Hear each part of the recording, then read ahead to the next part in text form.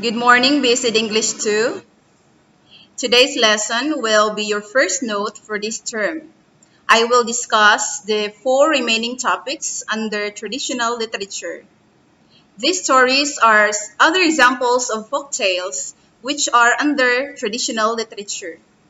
I will give you a short background about the author, then later the summary of the stories. Now let's have a baker's dozen. So, A Baker's Dozen, the author is Aaron Shepard, who was born on October 7, 1950. Aaron Shepard is the award-winning author of The Legend of Lightning Larry. Are you familiar with this book or story? The Sea King's Daughter, The Baker's Dozen, and many more children's books from publishers large and small. His stories have also appeared often in Cricket and Australia School magazine.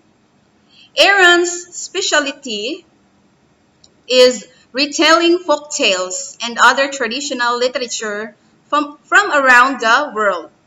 His work has been honored by the American Library Association, the National Council for Social Studies, the American Folklore Society, the New York Public Library, and the Bank Street College of Education. His stories are enjoyed by a wide range of young readers, as well as by adults, and are perfect for reading aloud. So let's move on to his career. So, professional storyteller and performer in Reader's Theater, 1985 to 1991. Children's author in 1987. Has also worked as a publisher, journalist, computer programmer, musician, instrument maker, and repairer, printer, and salesman. So, mao na siya si Aaron Shepard. Aaron Shepard was also a member of Society of Children's Book Writers and Illustrators, California Reading Association. So let's move on to his awards and honors. Celebrate Literacy Award, International Reading Association, 1991. Aesop Accolade, American Folklore Society, 1995. For the Gift of Wali Dad, 1996. For Maiden or Northland, and 1997. For the Sea King's Daughter Honor Designation Storytelling World Awards, 1996. For the Gifts of Wali Dad, and 1998 for the Sea King's Daughter Notable Children's Book Designation. American Library Association, 1998 for the Sea King's Daughter. Now to his writings. Reteller. Savitri, A Tale of Ancient India, illustrated by Vera Rosenberry, Albert Whitman. The Legend of a Slappy Hopper, An American Tall Tale, illustrated by Tony Goffey. So are you familiar with his writings? Then The Baker's Dozen, A St. Nicholas Tale, illustrated by Wendy Edelson. And then the last is The Gifts of Wali Dad, A Tale of India and Pakistan, illustrated by Daniel San Sochi. So these are just some of his writings. Now to his sidelights. Aaron Shepard was born in 1950. Shepard developed an early love of writing. As he once explained, as a kid, I wanted to be a fireman and a writer, or a policeman and a writer, or a lawyer and a writer. But always a writer. I think that's partly because my mother read wonderfully to me when I was very young. So reading books to kids is the best way to get them to love reading and writing. So daghan siya dreams to become, but writing is always there. Bisan og daghan siya mga pangandoy sa una, di niya makalimtan ang writing. Ganahan kay siya mahimong writer. Now let's move on to a baker's dozen short review. So the baker's dozen is a modern take on traditional tale of why a baker's dozen is 13 and not 12. So we will know in this story, we will know why a baker's dozen is not 12 but 13. Van Amsterdam runs his little bakery in Albany, New York, a Dutch colonial. Every day he prepares his goods and makes sure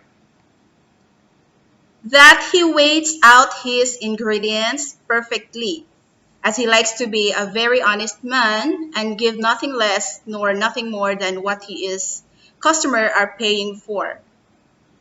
So, honest kay siya nga pagka-baker sa una, that time. Kay kung unsay gusto order sa customer, mao po iyang hatag, walay sobra, walay kuwang.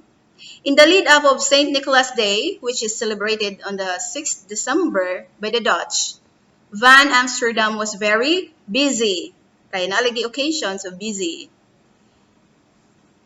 His famous St. Nicholas cookies were selling very well. That is until an old lady comes in and asks for a dozen of them.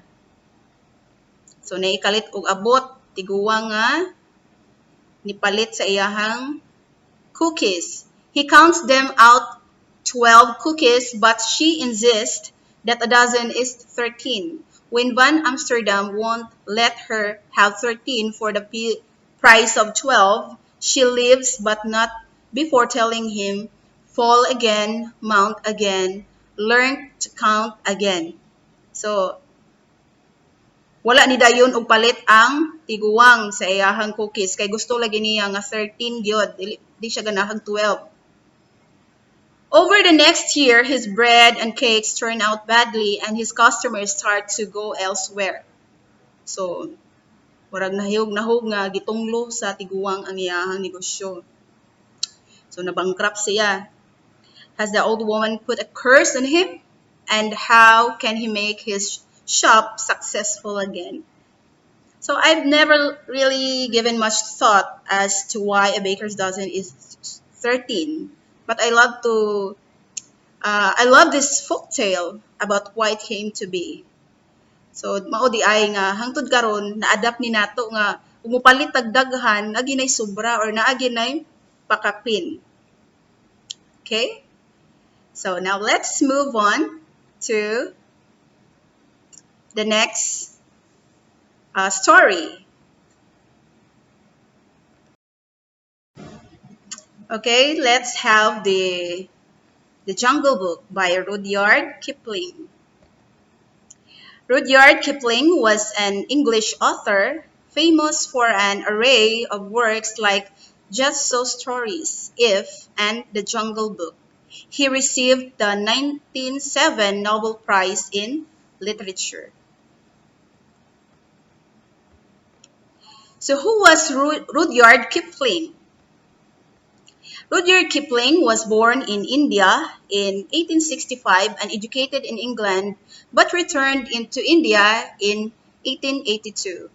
A decade later, Kipling married Caroline Ballester and settled in Brattleboro, Vermont, where he wrote The Jungle Book on 1894, among a host of other works that made him hugely successful. Kipling was the recipient of the 1907 Nobel Prize in Literature. He died in 1936. So, background and early years of Rudyard Kipling.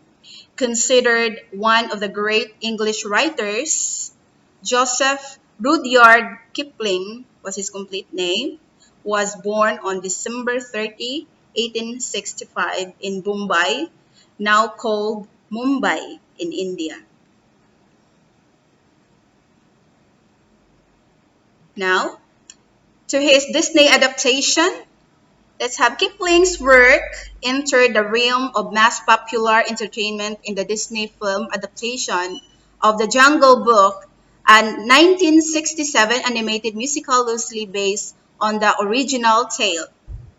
A live-action CGI version of the movie was later released in 2016 with direction by Jon Favreau and the vocal talent of Idris Elba, Ben Kingsley, Lupita Nyong'o, and Scarlett Johansson. So now let's have the Jungle Book reviews, or this a short summary of the story. So, abandoned after an accident, baby Mowgli is taken and raised by a family of wolves. As the boy grows older, the wise panther Bagheera realizes he must be returned to his own kind in the nearby man village. Balo, the bear, however, thinks differently. Taking the young Mowgli under his wing and teaching him that living in the jungle is the best life there is. So dili mo sugot si Balo nga mubalik si Mowgli sa kung asa siya gikan. So iya siyang ngita siya pamaagi, gituluan niya si Mowgli kung unsaon nga makasurvive siya sa jungle. Tudluan niya si Mowgli. Bagheera realizes that Mowgli is in danger, particularly from Shere Khan, the tiger, who hates all people. When Balu finally comes around, Mowgli runs off into the jungle where he survives a second encounter with the Ka, the snake, and finally with Shere Khan. So daghang mga na-encounter si Mowgli nga mga battle aning mga naa sa jungle, nagpuyo sa jungle. One is the tiger, Shere Khan.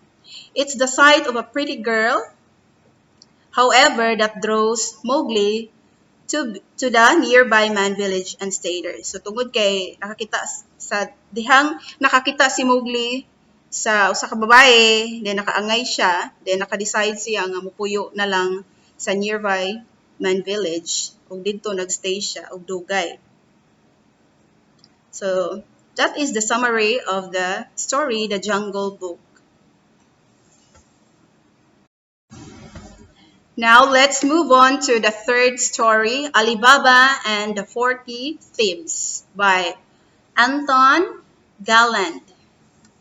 Anton Galland was born on 1646 in Roulotte near Montdidier, France, and died 1715 in Paris. French Orientalist and scholar, best known for his adaptation of the Middle Eastern tales, Les Mille et Une Nuits, The Thousand and One Nights. So, moto'y French sa The Thousand and One Nights. Lisod basahon. Anton Galland is the seventh child of a poor family. So si Anton Galland is gikan siya sa usa ka poor nga pamilya and was taught Hebrew, Latin, and Greek by canons and attended the College of Noyon and the College de France in Paris. Now let's have the reviews of the story Alibaba and the 40 Thieves.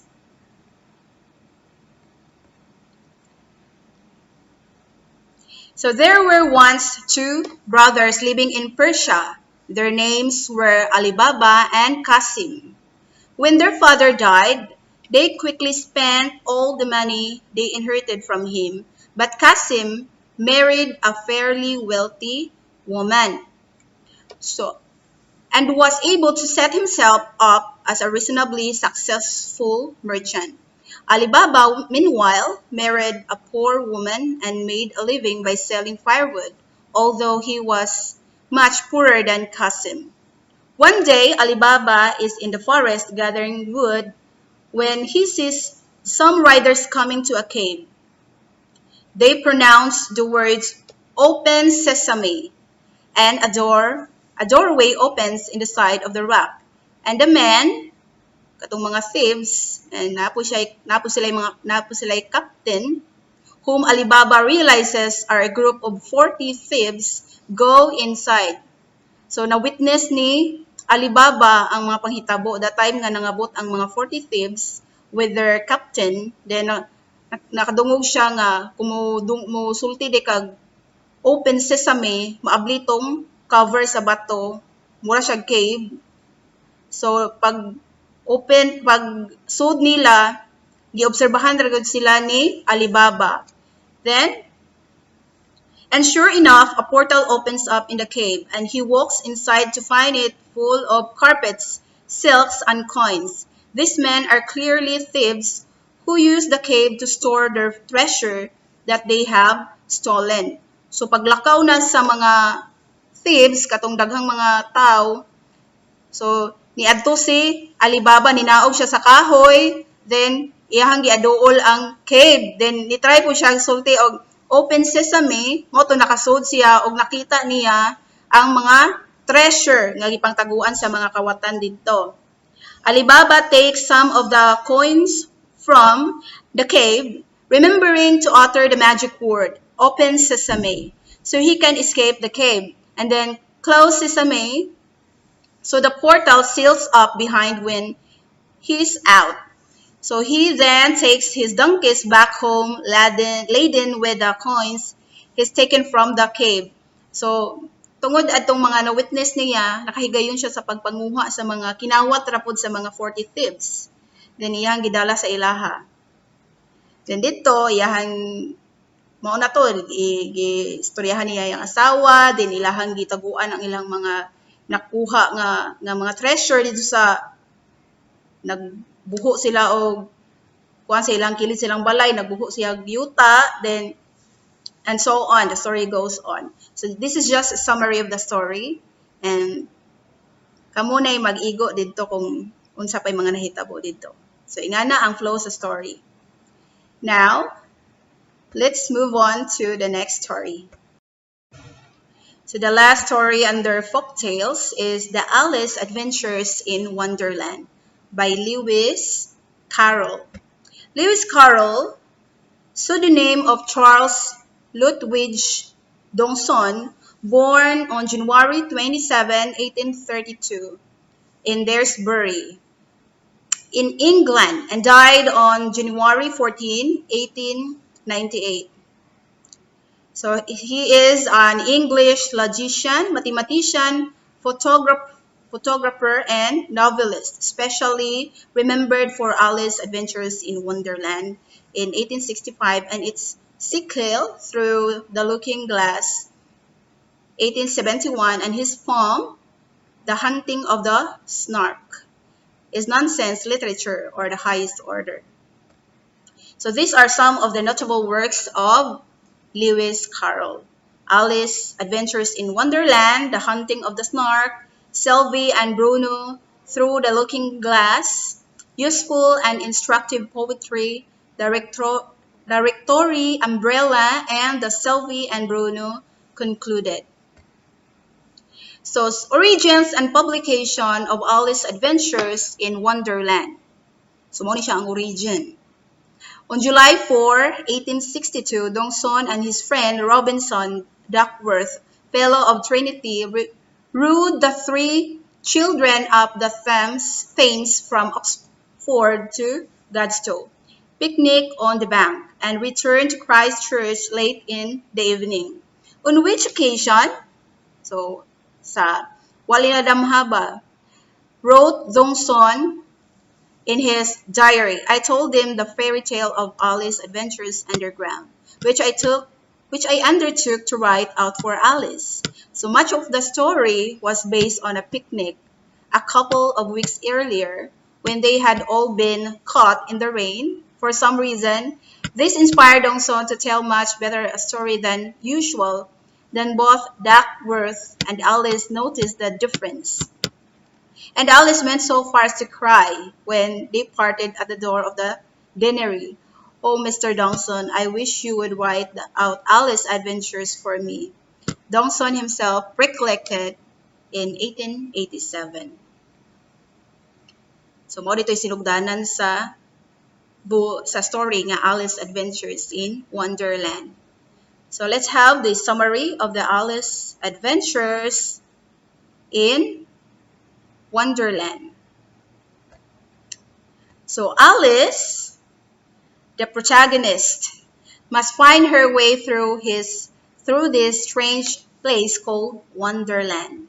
She is a 7-year-old girl who, while sitting with her sisters, falls asleep and enters this world by falling down a rabbit hole.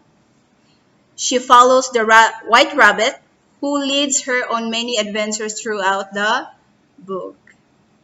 So, mao to nahitabo, di ba? Sa story.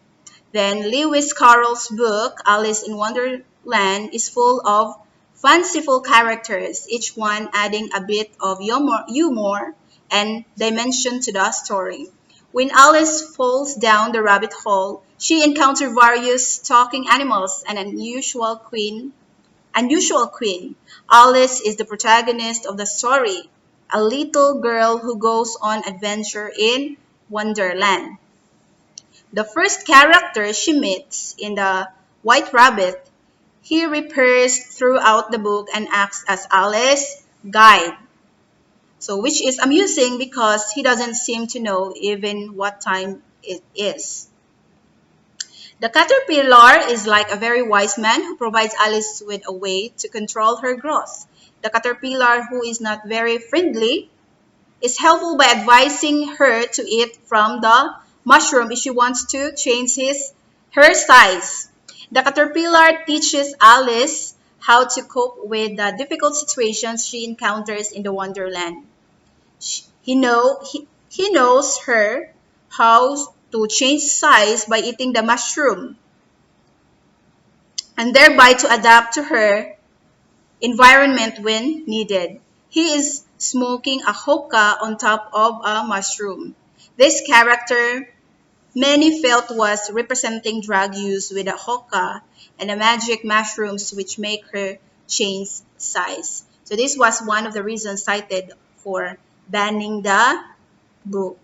So sana siya nga mga nakita nilang rason nganong ang book is naban. So another character is a smiling cat who can disappear and reappear at will, named the Cheshire cat. It is funny because sometimes the cat leaves but his huge grin remains behind. The Cheshire cat represents the time between adulthood and childhood. He reveals to Alice how, although you follow the rules can change after you have become comfortable with them. Then she then moves on and comes in contact with the Hatter and the Queen of Hearts. Then they play an important part as antagonists in the story. The Hatter is the leader of a perpetual tea time. The Queen of Hearts is the mad tyrant who rules Wonderland. The Queen represents as old person who has become quite mad. As Alice grows stronger and uses reason more, the Queen is becoming less reasonable and mad. So the book is very complex and has a lot of symbolism conveyed through the characters and setting. He intricately weaves a story using these characters and many more lessons wants to tell this story. His goal was to teach a lesson to children about growing up in an entertaining way. Each character teaches Alice something about life and growing up in a dangerous world. So that is the summary of the story Alice Adventures in Wonderland. So thank you so much for listening and I hope you learned something from this lesson. God bless you.